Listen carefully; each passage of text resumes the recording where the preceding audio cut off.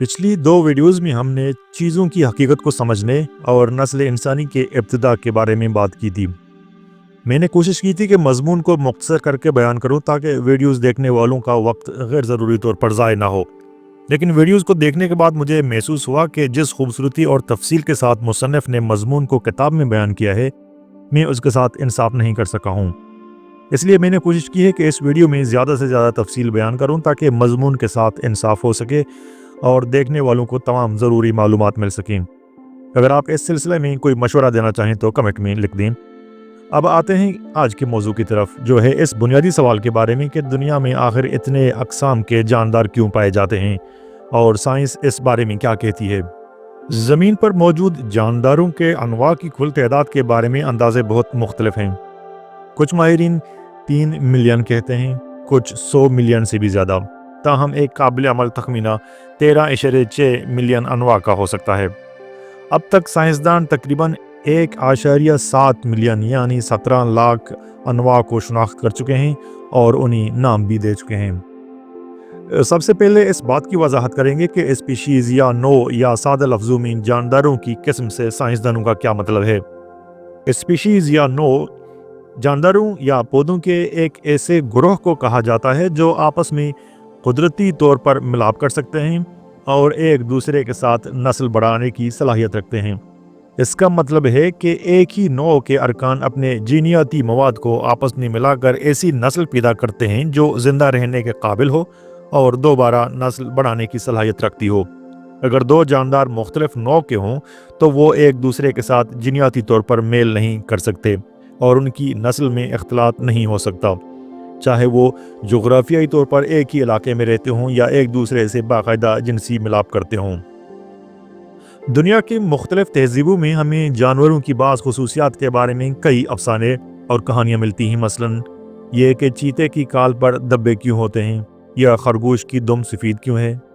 ताहम ये बात काबिल गौर है कि हमें ऐसे अफसाने बहुत कम मिलते हैं जो जानदारों की बेशुमार अक़साम की वजाहत करें, यानी ये बताएं कि ज़मीन पर जानदारों के इतने अक़साम कैसे वजूद में आए। जानदार यानी जानवर और नबातात।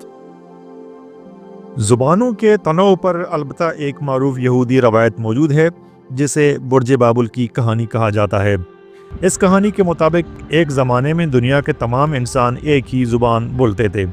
इस हम आहंगी ने उन्हें इस कदर ताकतवर बना दिया कि वो एक अजीमुशान मीनार तामीर करने पर कमर बस्ता हो गए, जिसका मकसद आसमान तक पहुंचना था। खुदा ने जब ये देखा कि तमाम इंसान एक दूसरे को बखूबी समझते और मिलजुल कर काम करते हैं तो उसने उनकी ज़ुबानों में इख्तलाफ डाल दिया ताकि वो एक दूसरे की बात ना समझ सकें। यूँ दुनिया में मुख्तलिफ ज़ुबानें वजूद में आईं। मैंने बहुत कोशिश की कि मुझे जानवरों की अक़साम के तनों पर भी कोई ऐसा ही अफसाना मिले, लेकिन अफसोस के इस मामले पर कोई वाज़ेह रवायत मौजूद नहीं। हालांकि इस बात के इशारे ज़रूर मिलते हैं कि कदीम कबाइल भी जानवरों की बेपनाह अक़साम से अच्छी तरह आगाह थे। 1920 की दहाई में एक जर्मन साइंसदान एर्नस्ट मेयर ने न्यूगिनी की जंगलात में परिंदों पर तहकीक की। उसने अपनी डायरी में परिंदों की 137 अक़साम दर्ज की और हैरत से देखा कि मकाबी कबाइल इनमें से 136 अक़साम के परिंदों के अलग अलग नाम रखते थे। अगर हम कदीम कबायली कहानियों पर नज़र डालें तो हमें शिमाली अमेरिका के होपी कबीले की कहानी मिलती है, जिनके मुताबिक एक स्पाइडर वुमेन नामी देवी ने तावा नामी सूरज देवता के साथ मिलकर एक नगमा गाया जिससे ज़मीन और ज़िंदगी का आगाज़ हुआ। मकड़ी औरत ने तवा के ख़यालात को दागों की सूरत में बुना और उनसे मछलियाँ, परिंदे और दूसरे जानवर तख्लीक किए। शिमाली अमेरिका की चंद अक़वाम मसलन पुएब्लो और नवाजो कबाइल के यहाँ ज़िंदगी के आगाज़ के बारे में एक नहायत मानीख़ीज़ रवायत पाई जाती है। ये रवायत अगरचे साइंस के इर्तिकाई नज़रिए का मुकम्मल नामुल बदल नहीं, मगर एक पहलू से वो इस हकीकत की तरफ इशारा ज़रूर करती है कि ज़िंदगी एक तदरीजी अमल के तहत आगे बढ़ती है। इन कबाइल का अकीदा है कि ज़िंदगी ज़मीन की गहराइयों से इस तरह उभरी जैसे कोई नन्हा सा पौधा जो मिट्टी में छुपा होता है, रफ्ता रफ्ता रोशनी की तरफ बढ़ता है। उनके बकौल सबसे पहले कीड़े मकोड़े एक इब्तिदाई दुनिया से निकले जिसे वो सुर्ख दुनिया कहते हैं। फिर वो एक और मंजिल पर पहुँचे यानी नीली दुनिया, जहाँ परिंदे बसते थे। लेकिन जब ये दुनिया भी तंग होने लगी तो सब मिलकर एक और जहाँ यानी जर्द दुनिया की तरफ रवाना हुए, जहाँ इंसान और दूसरे ममालिया जानवर आबाद थे। پھر تاریخ نے ایک اور موڑ لیا، آبادی میں اضافہ ہوا، رزق کی تنگی پیدا ہوئی، اور یوں سب مخلوقات نے مل کر ایک نئی دنیا کا سفر اختیار کیا، جسے وہ سیاہ و سفید دنیا کہتے ہیں۔ ایک ایسی دنیا جہاں دن اور رات کا فرق واضح تھا۔ اس دنیا میں پہلے سے ایسے انسان موجود تھے جنہیں علم و ہنر کی نعمت عطا ہوئی تھی۔ وہ کاشتکاری جانتے تھے اور انہوں نے نئے آنے والوں کو بھی یہ فن سکھا دیا۔ یہودی مذہبی روایت میں تخلیق کائنات کا ذکر دو مختلف انداز میں آتا ہے۔ پہلے بیان میں خدا نے 6 دنوں میں زمین، سمندر، آسمان اور ان میں بسنے والی مخلوقات کو پیدا کیا۔ 5ویں دن پانی کی مخلوقات اور پرندے، اور 6ٹھے دن زمینی جانور اور انسان تخلیق کیے گئے۔ ان بیانات میں مخلوقات کی اقسام کا ذکر تو ہے، لیکن اس تنوع کی کوئی وجہ بیان نہیں کی گئی۔ دوسری روایت میں اشارہ ملتا ہے کہ پہلے انسان آدم کے لیے مختلف مخلوقات تخلیق کی گئیں تاکہ وہ تنہائی کا شکار نہ ہو۔ خدا نے زمین کے جانوروں اور پرندوں کو بنایا اور انہیں آدم کے سامنے پیش کیا تاکہ وہ ان کے نام رکھے۔ یہ تمام داستانیں انسان کی اس فطری جستجو کا آئینہ ہیں کہ وہ اپنے ارد گرد کی دنیا کو سمجھ سکے، مگر حقیقت یہ ہے کہ مخلوقات کی تنوع اور زندگی کے ارتقاء کو سمجھنے کے لیے ہمیں علم و تحقیق کے دروازے پر دستک دینا پڑتی ہے، نہ کہ محض افسانوں پر اکتفا کرنا۔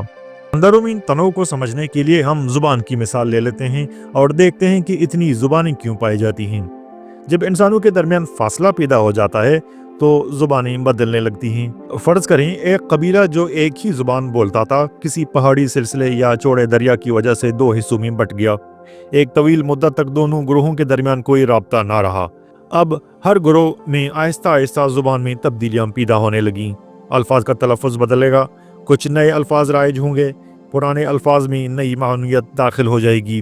صدیوں کے بعد یہ صورتحال پیدا ہو سکتی ہے کہ دونوں گروہ ایک دوسرے کی زبان کو سمجھنے سے قاصر ہو جائیں۔ مثلا انگریزی زبان کی بنیاد جرمن زبانوں میں ہے، مگر آج ایک عام انگریزی بولنے والا اور ایک جرمن بولنے والا بغیر سیکھے ایک دوسرے کی بات سمجھ نہیں سکتے۔ بالکل یہی معاملہ جانداروں کے ساتھ بھی پیش آتا ہے، مگر یہاں زبانیں نہیں بدلتی، خود جانداروں کی جسمانی ساخت، رنگت، شکل و صورت اور رہنے سہنے کے انداز تبدیل ہو جاتے ہیں۔ جب کسی ایک قسم کے جانوروں کا گروہ کسی وجہ سے 2 حصوں میں تقسیم ہو جائے، مثلا کوئی پہاڑی سلسلہ ابھر آئے، یا دریا کا رخ بدل جائے، یا موسمیاتی تبدیلی کی وجہ سے کوئی ٹکڑا زمین کا الگ ہو کر جزیرہ بن جائے، تو وقت کے ساتھ ساتھ دونوں گروہ مختلف ماحول میں صدیاں گزارتے اور ارتقائی مراحل سے گزرتے ہیں۔ کسی مقام پر طاقتور جانوروں کے بقا کے امکانات زیادہ ہوں گے تو کہیں چھوٹے جسم والے زیادہ کامیاب رہیں گے۔ یوں ہزاروں یا لاکھوں سال بعد یہ دونوں گروہ اتنے مختلف ہو سکتے ہیں کہ انہیں 2 الگ الگ قسم کے اسپیشیز کہا جا سکے۔ بعض اوقات کسی بڑے جغرافیائی رکاوٹ کی بھی ضرورت نہیں ہوتی، لیکن وسیع علاقے میں جانور مختلف حصوں میں اپنی ضروریات یا مجبوری کے مطابق ٹھہر جاتے ہیں۔ کوئی گروہ گھنے جنگلات میں رہے گا، کوئی میدانوں میں۔ یوں وقت کے ساتھ چھوٹے چھوٹے فرق پیدا ہو جاتے ہیں جو صدیوں تک جمع ہوتے رہتے ہیں، یہاں تک کہ وہ ایک دوسرے سے اس طرح الگ ہو جاتے ہیں جیسے کوئی دریا یا پہاڑ درمیان میں آ گیا ہو۔ چارلس ڈارون اور اس کے بعد آنے والے سائنسدانوں نے اس حقیقت کو پہچان لیا کہ قدرت کے اندر فنا اور بقا کے ساتھ ایک مسلسل ارتقائی سفر بھی جاری ہے، جس کو انہوں نے قدرت کے انتخاب یا نیچرل سلیکشن کا نام دیا۔ یعنی وہ جانور جو اپنے ماحول میں زیادہ مطابقت پیدا کرنے اور نسل بڑھانے کے قابل ہوتے ہیں، وہی اپنی صفات اگلی نسلوں تک منتقل کرتے ہیں اور اپنی نسل بڑھا دیتے ہیں۔ وقت کے سفر میں یہی عمل کائنات کی حیران کن تنوع کو جنم دیتا ہے۔ اب ہم ذرا اس کو اس کی تفسیر کے ساتھ مثالوں سے سمجھیں گے۔ جس طرح جانداروں میں کچھ انواع ایک دوسرے سے زیادہ مشابہہ ہوتی ہیں اور ایک ہی خاندان میں شمار کی جاتی ہیں، اسی طرح زبانوں میں بھی خاندان یا فیملیز پائے جاتے ہیں۔ مثلا ہسپانوی، اطالوی، پرتگالی، فرانسیسی اور یورپ کی چند دوسری زبانیں جیسے رومانس، گلیشین، آکسیٹان اور کیٹالان سب ایک دوسرے سے کافی ملتے جلتے ہیں۔ انہیں مجموعی طور پر رومانس زبانیں کہا جاتا ہے۔ رومانس کا مطلب رومن یعنی لاطینی زبان ہے، اور اس کو عشق و محبت سے کوئی نسبت نہیں۔ یعنی ہم زبانوں کے معاملے میں بھی وہی الفاظ استعمال کرتے ہیں جو جانداروں کے لیے کرتے ہیں۔ خاندان جیسے بلیوں کا خاندان، کتوں کا خاندان، اور انسانوں میں جونز خاندان، رابنسن خاندان یا ڈاکنز خاندان۔ زبانوں کے خاندان بننے کا راز سمجھنا کچھ مشکل نہیں۔ اپنے دوستوں کی گفتگو اور اپنے بزرگوں کی گفتگو کا موازنہ کریں، دونوں میں تھوڑا بہت فرق ہے۔ लेकिन एक दूसरे की बात समझने में दिक्कत नहीं होती। अब तसव्वुर करें कि आप अपने 25वीं परदादा या परदादी से बात कर रहे हैं। अगर आप अंग्रेज़ हैं तो ये ज़माना 14वीं सदी का होगा, यानी शायर जेफरी चौसर का ज़माना, जिसकी तहरीर का एक नमूना कुछ यूँ है। He was a lord full fat and then God point, his ean steper and rolling in his head, that stammered as a fornice of a lad. His boat as sutler, his horse in great estate, no certainly he was a fire prelate. He was not pale as is a 14 ghost, a fat swan loved he best of any roast. His palfrey was as brune as is a berry. ये अंग्रेज़ी आज की अंग्रेज़ी से इतनी मुख्तलिफ है कि अगर सुनी तो समझना दुश्वार हो जाए। अगर ये फ़र्क और बढ़ जाए तो ये अंग्रेज़ी हमें इतनी ही अजनबी लगेगी जितनी हिस्पानवी ज़ुबान अतालवी ज़ुबान से अलग है। ज़ुबान किसी एक जगह वक्त के साथ आहिस्ता आहिस्ता तब्दील होती रहती है। हम कह सकते हैं कि ज़ुबान बहकर कुछ और बन जाती है। जब मुख्तलिफ इलाकों में बसने वाले लोग एक दूसरे से कम राब्ता रखते हैं और हर जगह ज़ुबान अपनी अपनी अलग राह पर बहने लगती है तो बोली में फ़र्क बढ़ता जाता है। आवाज़ें, अल्फाज, लहजे सब अलग अलग रुख इख्तियार करते हैं। चुनांचे वक्त के साथ साथ एक ही ज़ुबान के अंदर मुख्तलिफ बोलियाँ या डायलेक्ट पैदा हो जाते हैं। अगर हम अपनी ज़ुबान को देखें तो आपको हर चंद किलोमीटर के फासले के बाद लोग एक ही ज़ुबान को मुख्तलिफ अंदाज में बोलते हुए मिलेंगे। और जब ये फ़र्क इतना बढ़ जाए कि एक इलाके के लोग दूसरे इलाके वालों की ज़ुबान ना समझ सकें तो ये बोलियां मुकम्मल अलग ज़ुबानी बन जाती हैं। यही कुछ जर्मन और डच ज़ुबानों के साथ हुआ। दोनों एक कदीम और अब नापीद ज़ुबान से जुदा होकर अपने अपने रास्ते निकल गईं। इसी तरह फ्रांसीसी, अतालवी, हिस्पानवी और पुर्तगाली ज़ुबानें लातीनी ज़ुबान से अलग हुईं। ज़ुबानों के माहिरीन ज़ुबानों का शजरा नस्ब बना सकते हैं, बिल्कुल वैसे ही जैसे डार्विन ने जानदारों को मुख्तलिफ शाखों में तकसीम किया था। अगर हम यूरोपीय ज़ुबानों की शाख बना ली तो फ्रांसीसी, अतालवी और पुर्तगाली ज़ुबानें एक ही शाख पर करीबी कज़न्स की तरह मौजूद होंगे और उनकी माँ लातीनी नीचे कहीं जड़ में होगी। बिल्कुल इसी तरह जानदारों के अनवा भी वक्त के साथ और फासले के साथ तब्दील होती हैं। DNA जिसका जिक्र हमने गुज़िश्ता वीडियो में भी किया था, वो खुफिया तहरीर है जो ज़ुबानों में मौजूद अल्फाज की जगह जानदारों में मुख्तलिफ सिफ़ात को तय करती हैं। जब दो मुख्तलिफ नस्ल के लोग एक दूसरे से जिनसी इख्तलात करके बच्चे पैदा करते हैं तो आपस में मुख्तलिफ ग्रोहों के DNA को मिलाकर उसके बच्चों में मुंतकिल कर देते हैं, जिसको साइंसदान जीन फ्लो या जीन का बहाव कहते हैं। लेकिन अगर ये बहाव बंद हो जाए और हर ग्रोह दूसरे से मिले बगैर अपनी राह पर तरक्की करता रहे और नस्ल बढ़ाता रहे तो वक्त के साथ उनका DNA दूसरे ग्रोह के DNA से इस कदर मुख्तलिफ हो जाता है कि वो एक दूसरे के साथ अफजाइश नस्ल नहीं कर सकते। इस सिलसिले में घोड़े और गधे की मिसाल ली जा सकती है। दोनों आपस में मिलाप करके बच्चे पैदा कर सकते हैं, लेकिन उनकी औलाद खच्चर है जो कि बांझ है और आगे अपनी नस्ल नहीं बढ़ा सकते, क्योंकि घोड़े और गधे का DNA अब इतना अलग हो चुका है कि वो मुकम्मल हम आहंगी से नई नस्ल पैदा करने के काबिल नहीं। मगर यहाँ ज़ुबानों और DNA में एक अहम फ़र्क है। तो अंग्रेज़ी ने हिंदी से शैम्पू, बंगाली से बंगला और नॉर्वेजियन से आइसबर्ग अल्फाज अपने अंदर शामिल कर लिए हैं। ज़ुबानें एक दूसरे से अल्फाज मुस्तार ले सकती हैं, जबकि जानदारों की अक़साम एक बार अलग हो जाने के बाद तकरीबन कभी DNA का तबादला नहीं करती। जब किसी नौ की नस्लों के दरमियान बाहमी राब्ता मुनक़ते हो जाता है तो कुदरत का एक नया बाब खुलता है। जिनियाती सतह पर एक खामोश लेकिन मुसलसल तग़य्युर शुरू हो जाता है जो बिलाखिर इन नस्लों को एक दूसरे से अलग राहों पर ले जाता है। ये अमल बहुत कुछ इस तदरीजी तब्दीली से मुशाबे है जो इंसानी ज़ुबानों के इर्तिक़ा में नज़र आती है। जैसे जब दो कौमें जुदा हो जाएं तो उनकी बोलियां आहिस्ता आहिस्ता मुख्तलिफ होकर नई ज़ुबानों में ढल जाती हैं। वैसे ही कुदरत के निज़ाम में जब हयातियाती अक़वाम जुदा हो जाती हैं तो उनका जिनियाती सफ़र भी अलग हो जाता है और यूं नई अनवा वजूद में आती हैं। इस इर्तिक़ाई मंजरनामे में जज़ायर की हैसियत एक गैर मामूली अहमियत रखती है। जज़ायर जो चारों तरफ से पानी में गिरा होता है एक फितरी तजर्बागाह की मानंद होता है, जहाँ कुदरती तौर पर मखलूक का राब्ता दूसरे इलाकों से कट जाता है। यहाँ जो मखलूक आबाद होती है वो बैरूनी जिनियाती असर से आज़ाद होकर अपनी ही खुमेर से एक नई तख्लीक की तरफ बढ़ती है। यही वो पहलू है जो जज़ायर को इर्तिक़ाई एतबार से एक मुनफरद मकाम अता करता है। جب کسی خطے میں جینیاتی تبادلے کی راہیں بند ہو جائیں تو وہاں جانداروں کی نسلیں اپنے اندر ایسی تبدیلیاں لے آتی ہیں جو انہیں دوسرے مقامات کی مخلوق سے الگ کر دیتی ہیں۔ یہ عمل اگرچہ رفتہ رفتہ ہوتا ہے مگر اس کا نتیجہ ایک نئی نوع کی پیدائش کی صورت میں ظاہر ہوتا ہے۔ تاہم قدرت کے انتظام میں کبھی کبھی غیر متوقع حادثات ایک نئی راہ کھول دیتے ہیں۔ ایک طوفان، ایک زلزلہ یا کوئی دیگر فطری واقعہ ان جغرافیائی رکاوٹوں کو توڑ کر دو مختلف خطوں کو ایک دوسرے سے ملا سکتا ہے۔ ایسا ہی ایک واقعہ 4 اکتوبر 1995 کو پیش آیا جب کیریبین کے انگویلا نامی جزیرے پر ایک طوفان نے درختوں اور لکڑیوں کے بڑے بڑے گٹھے ساحل پر پھینک دیے۔ ان گٹھوں پر 15 سبز چھپکلیوں نے پناہ لی ہوئی تھی۔ یہ چھپکلیاں دراصل کسی دوسرے جزیرے سے طوفان کی لہروں پر سوار ہو کر یہاں آ پہنچے تھے۔ گویا قدرت نے انہیں ایک نئے گھر کی تلاش میں روانہ کیا تھا اور اب وہ یہاں اپنی نئی نسل کا آغاز کرنے والے تھے۔ یہ محض ایک حادثہ نہ تھا بلکہ ایک ارتقائی پیغام بھی تھا۔ یہ واقعہ ہمیں یہ سکھاتا ہے کہ کائنات کا نظام کبھی بھی جامد نہیں ہوتا، وہ مسلسل حرکت میں ہے اور ہر واقعہ خواہ وہ بظاہر حادثاتی ہو دراصل قدرت کے بڑے منصوبے کا ایک حصہ ہوتا ہے۔ اگر ہم وقت کی گہرائی میں جھانکیں تو ممکن ہے کہ یہی سب کچھ ان چھپکلیوں کے اجداد کے ساتھ بھی پیش آیا ہو جب وہ پہلے کسی اور جزیرے پر پہنچے ہوں۔ یہی حقیقت ہمیں گالاپاگوس جزائر کی تاریخ میں بھی نظر آتی ہے جہاں قدرت نے ارتقائی عمل کی ایک جیتی جاگتی تصویر کھینچی ہے۔ 1835 میں جب چارلس ڈارون نے ان جزائر کا دورہ کیا تو اس نے ان مختلف انواع کی انوکھی ساختوں اور عادات کا مشاہدہ کیا جنہوں نے اسے اس نتیجے پر پہنچایا کہ زندگی ارتقاء کے ایک مسلسل سفر کا نام ہے۔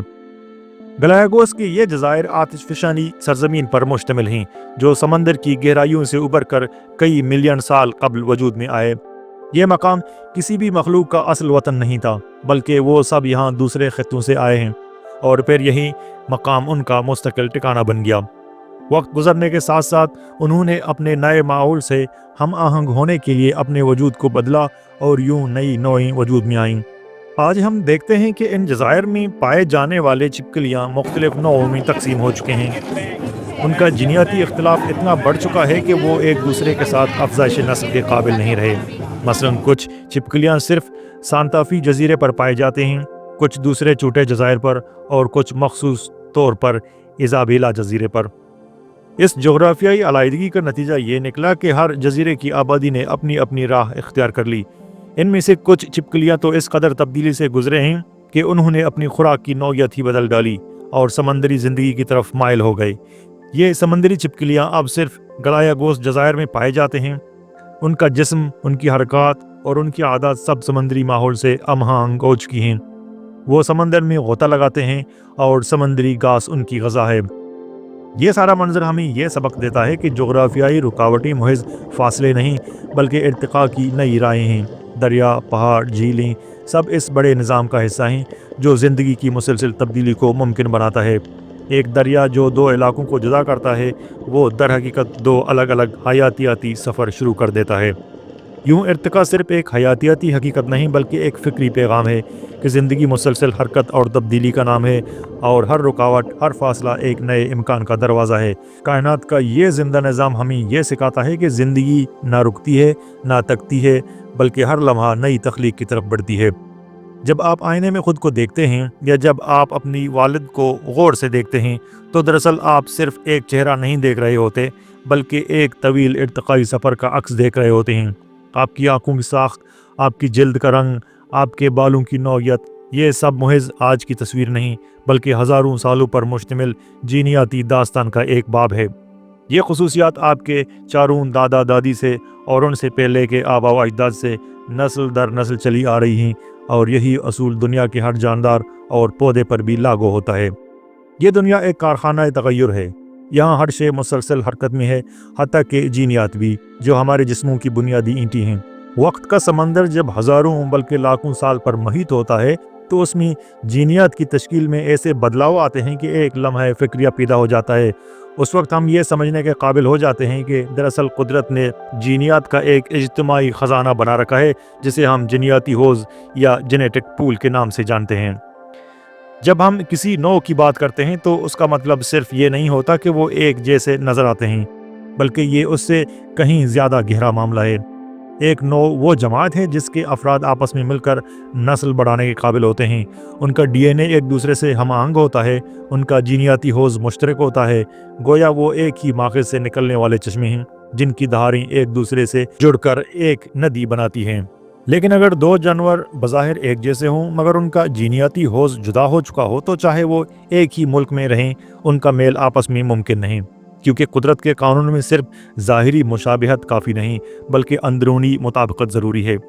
اگر کسی نوع کی افراد کو جغرافیائی طور پر الگ کر دیا جائے تو وہ رفتہ رفتہ اپنی راہ الگ اختیار کر لیتے ہیں، ان کی جینیاتی حوض ایسی سمت میں بہنے لگتے ہیں جو بالآخر انہیں ایک دوسرے سے اس حد تک جدا کر دیتا ہے کہ وہ پھر آپس میں نسل بڑھانے کے قابل نہیں رہتے۔ یہ علیحدگی اگر لاکھوں سالوں تک برقرار رہے تو وہ دو مکمل الگ نوعیں بن جاتی ہیں، جیسے کوئی ایک ہی دریا وقت کے ساتھ ساتھ دو مختلف راستوں میں بہنے والی نہروں میں بدل جائے۔ ارتقاء دراصل یہی ہے، جینیاتی حوض میں تدریجی تبدیلی۔ کبھی کچھ جینیات عام ہوتے ہیں تو وقت کے ساتھ ساتھ نایاب ہو جاتے ہیں، اور کبھی کوئی نایاب جین ابھر کر حاوی ہو جاتی ہے، اور اسی عدل بدل سے نوع کے افراد کی شکل، رنگت، برتاؤ اور طرز زندگی بدلنے لگتی ہے، گویا قدرت وقت کی کینوس پر رفتہ رفتہ ایک نئی تصویر بنا رہی ہوتی ہے۔ جیسا کہ ہم پچھلے ویڈیو میں دیکھ چکے ہیں، اگر آپ صرف 6 ملین یعنی 60 لاکھ سال پیچھے چلے جائیں تو آپ کو انسانوں اور چمپینزیز کا ایک مشترکہ آباء و اجداد ملے گا۔ یہ عرصہ اتنا زیادہ نہیں کہ ہم کسی ممکنہ جغرافیائی رکاوٹ کا اندازہ نہ لگا سکیں جو اس تقسیم کا سبب بنی ہو۔ ماہرین کے خیال میں یہ رکاوٹ گریٹ رفٹ ویلی یا عظیم رفٹ وادی تھی جو افریقہ میں واقع ہے۔ خیال کیا جاتا ہے کہ اس وادی کے مشرقی طرف انسانوں کا ارتقائی سلسلہ شروع ہوا، جبکہ مغربی طرف چمپینزیز کی نسل نشوونما پائی۔ بعد میں چمپینزیز کی ارتقائی لکیر بھی دو شاخوں میں تقسیم ہو گئی، ایک طرف عام چمپینزیز اور دوسری طرف بونوبوز۔ اس تقسیم کے پیچھے جو ممکنہ رکاوٹ بتائی جاتی ہے وہ کانگو دریا ہے، یعنی قدرت نے پانی اور پہاڑوں کو بھی ایک طرح سے ارتقائی تجربہ گاہ بنا دیا جہاں ہر طرف سے الگ الگ نسلیں ظہور پذیر ہوئیں۔ پچھلے ویڈیو میں ہم نے یہ بھی دیکھا تھا کہ تمام زندہ ممالیہ کا ایک مشترکہ آباء و اجداد تقریباً 18 کروڑ 50 لاکھ سال پہلے موجود تھا۔ اس کے بعد اس کی نسلوں میں بے شمار شاخیں نکلتی چلی گئیں، ایک کے بعد ایک، اور یوں ہزارہ قسم کے جانور وجود میں آتے گئے جنہیں آج ہم ممالیہ کی مختلف انواع میں دیکھتے ہیں، بشمول گوشت کھانے والے جانور جیسے کتے، بلیاں، نیولے اور ریچھ جن کی تقریباً 231 اقسام ہیں، چوہے اور اس سے ملتے جلتے جانور تقریباً 2000 اقسام، وہیل اور ڈالفن کی 88 اقسام ہیں، دو چلی جانور جیسے گائیں، ہرن، بھیڑ، سور اور ہرن کی 196 اقسام، گھوڑے، زیبرا، ٹیپر اور گینڈے یعنی گھوڑوں کے خاندان کی 16 اقسام، خرگوش اور خرگوش نما جانور 87 اقسام، چمگادڑوں کی 977 اقسام، کینگروز کی 68 اقسام، انسانوں سمیت بنماسوں یعنی ایپس کی 18 اقسام، اور ان تمام کے ساتھ وہ بے شمار انواع بھی شامل ہیں جو وقت کی دھول میں کھو گئیں، معدوم ہو گئیں، اور ہمیں صرف ان کے فوسلز کے ذریعے ان کا سراغ ملا۔ ان میں انسانوں کی وہ نسلیں بھی شامل ہیں جو کبھی زمین پر آباد تھیں مگر اب صرف آثار قدیمہ کے پتھروں میں اپنا پتہ چھوڑ گئی ہیں۔ آپ یہ پوچھ سکتے ہیں کہ آخر یہ تبدیلی کیوں آئی ہے؟ در حقیقت اگر یہ تبدیلی نہ آتی تو تعجب ہوتا۔ جتنا وقت زبانوں کو بدل دیتا ہے اتنا ہی وقت جینیات میں بھی انقلاب برپا کرتا ہے۔ آج ہم جو انگریزی سنتے ہیں اس میں کئی الفاظ ایسے ہیں جو 20 یا 25 سال پہلے موجود ہی نہ تھے، جیسے کول یا آئی واز لائک، اور کئی پرانے الفاظ جیسے دو یا اوسٹ وقت کے طوفان میں بہہ چکے ہیں۔ یہی اصول زندگی کی جینیات پر بھی لاگو ہوتا ہے، لیکن یہاں صرف فرق کا سوال نہیں، یہاں مقصد بھی ہے۔ یہ تبدیلی ایک سمت رکھتی ہے اور وہ سمت ہے بقا کی، زندہ رہنے کی۔ یہی وہ مقام ہے جہاں قدرتی انتخاب یا نیچرل سلیکشن ارتقاء کے سفر کو بامانی بناتا ہے۔ ارتقاء کا یہ پہیہ اندھا دھند نہیں گھومتا بلکہ ایک بہت ہی دقیق اور بامقصد نظام کے تحت چلتا ہے۔ ہر وہ جین جو کسی جاندار کی بقا اور تولید میں مدد کرتا ہے وہ آگے بڑھتا ہے، اور ہر وہ جین جو بقا میں رکاوٹ بنتا ہے وہ وقت کے ساتھ ختم ہو جاتا ہے۔ اس طرح ہر جاندار ایک طرح کا زندہ جسمانی آلہ بن جاتا ہے جو اپنے جینیات کو اگلی نسل تک پہنچانے کے لیے وجود میں آیا ہے۔ پرندوں کے پروں میں، چمگادڑ کے پرواز کرتے جسم میں، شیر کے پنجوں اور دانتوں میں، ہرن کی رفتار میں، یا پتوں جیسے کیڑوں کی چھپنے کی صلاحیت میں، हर जगह वही कहानी लिखी जा रही है, जीनियात की बका की। यही बात हम अपने बारे में भी कह सकते हैं। जब हम आईने में खुद को देखते हैं तो हमें सिर्फ आँखें या नाक नहीं दिखाई देती, बल्कि हम देख रहे होते हैं एक ऐसी मशीन को जिसका मकसद इन जीनियात को अगली नस्लों तक पहुंचाना है जो आज तक जिंदा बच पाए हैं। हमारे आज़ा, हमारी आदत, हमारी फिक्री साख, ये सब कुछ एक अजीम हयातियाती निज़ाम का हिस्सा हैं जो बका, हम आहंगी और तसलसल की बुनियाद पर चल रहा है। बस जब आप आइंदा किसी जानवर को देखें या किसी पौधे की साख्त पर गौर करें तो ये ना समझें कि वो सिर्फ एक इत्तेफाकी साख्त है, बल्कि ये सोचें कि ये वजूद एक जीनियाती जद्दोजहद का नतीजा है जो लाखों साल से चल रही है। और फिर जब आप खुद को देखें तो ये ना सोचें कि आप बस एक इंसान हैं, बल्कि ये जानें कि आप दरअसल कुदरत के बनाए गए एक ऐसे पेचीदा निज़ाम की मिसाल हैं जिसका हर जुज़ू अपनी बका की एक सदियों पुरानी जंग जीत कर यहाँ तक पहुँचा है।